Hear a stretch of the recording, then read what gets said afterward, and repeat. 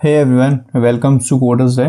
और इस वीडियो में हम लोग बात करेंगे कि री रेंडरिंग कैसे काम करती है रिएक्ट जेएस पे। ठीक है, और ये सुपर इंपॉर्टेंट है।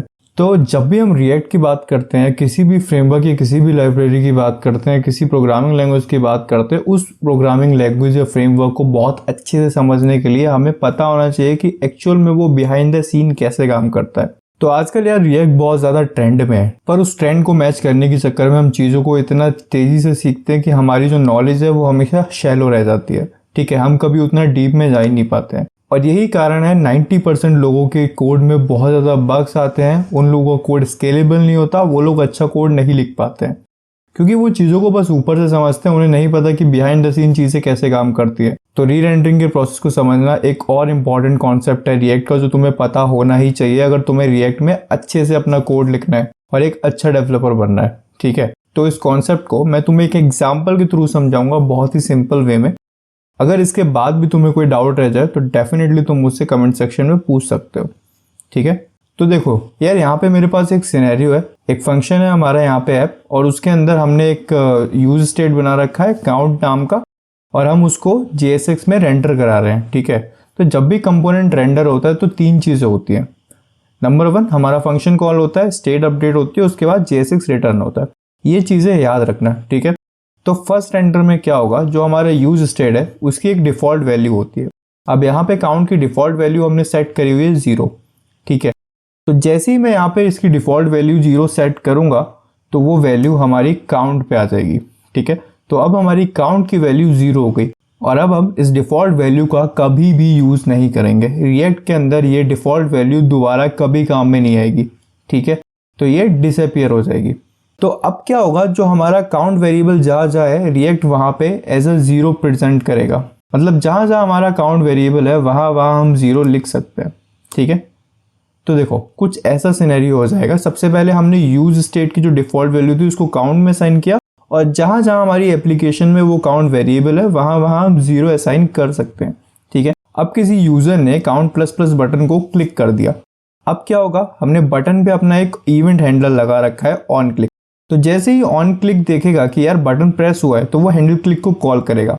अब हैंडल क्लिक को कॉल करेगा तो उसके अंदर हम अपने काउंट की स्टेट को अपडेट कर रहे हैं। अपडेट कैसे कर रहे हैं, काउंट प्लस 1। तो अभी हमारी काउंट की वैल्यू 0 है।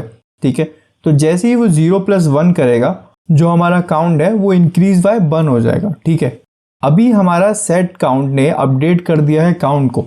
तो जैसे ही सेकेंडरी रेंडर होने वाला होगा, जो हमारा काउंट वेरिएबल है अब उसकी वैल्यू हो गई है 1। अब जो रिएक्ट है वो देखेगा कि अच्छा स्टेट अपडेट हुई है, तो इसका मतलब री रेंडर करना है। तो इन शॉर्ट, जब भी तुम्हारी एप्लीकेशन में स्टेट अपडेट होगी तो रिएक्ट तुम्हारे फंक्शन को री रेंडर करेगा। अब ये फंक्शन को कॉल करेगा, स्टेट को अपडेट करेगा और JSX को रिटर्न करेगा, क्योंकि फाइनल गोल हमारा होता है कि हमने जो भी अपडेट किया हमारी एप्लीकेशन में वो हमारे यूजर को दिखना चाहिए, है ना। तो सेट काउंट, अब तुम्हारा जहां जहां काउंट है वहां पे काउंट की वैल्यू 1 हो जाएगी।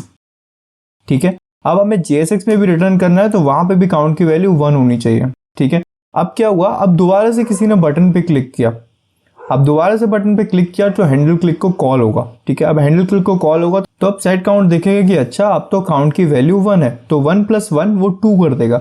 अब जैसे ही वो ये करेगा, अब रिएक्ट समझ जाएगा कि यार देखो फिर से तुमने स्टेट को चेंज किया है, अब तुमने स्टेट को चेंज किया तो मैं कंपोनेंट को री रेंडर करूंगा। ठीक है, तो इस सिनेरियो को फिर से रिपीट किया जाएगा। अब थर्ड रेंडर में क्या होगा, तुम्हारे काउंट की वैल्यू हो जाएगी 2। अब काउंट की वैल्यू जैसी तुम्हारी 2 हो जाएगी तो हमें क्या होगा कि यार काउंट जहाँ जहाँ है सबकी वैल्यू 2 हो जाए, क्योंकि हमें अपने JSX में वही दिखाना है। ठीक है, तो ये 2 हो गया, ये 2 हो गया। तो यही प्रोसेस यार हमेशा चलता रहता है। ठीक है, तो यहाँ पे जो इंपॉर्टेंट बात है नोट करने की वो ये कि जब भी तुम्हारा स्टेट को अपडेट करोगे तुम या स्टेट को चेंज करोगे तुम, तो रिएक्ट तुम्हारे फंक्शन को री रेंडर करेगा। री रेंडर का मतलब क्या होता है, फंक्शन को कॉल किया, स्टेट को अपडेट किया और JSX को रिटर्न किया, क्योंकि फाइनल गोल हमारा वही रहता है, जो भी चेंजेस हमारी एप्लीकेशन में हो रहे हैं वो हमारे यूजर को दिखने चाहिए।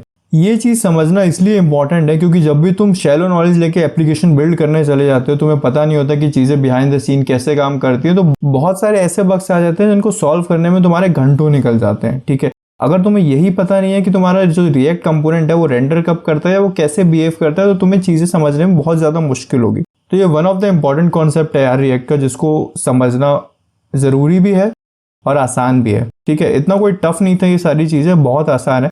अगर इसके बाद भी तुम्हारे मन में कोई डाउट रह गया तो डेफिनेटली तुम मुझसे कमेंट सेक्शन में पूछ सकते हो।